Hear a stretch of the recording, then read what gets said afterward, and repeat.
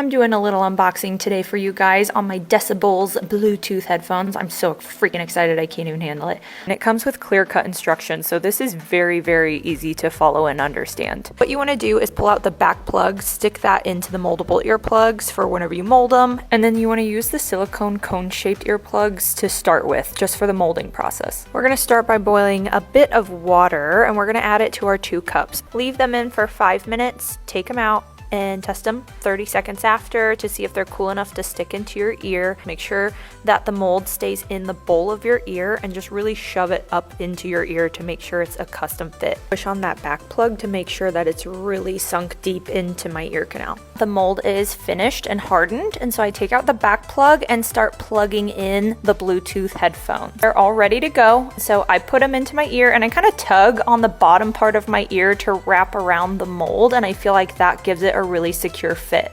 Then I turn it on, open my Bluetooth, and I select safe and sound, and you're ready to go. You can listen to whatever your little heart desires, and now you have a custom set of earplugs that are going to keep your ears safe and comfortable all day long.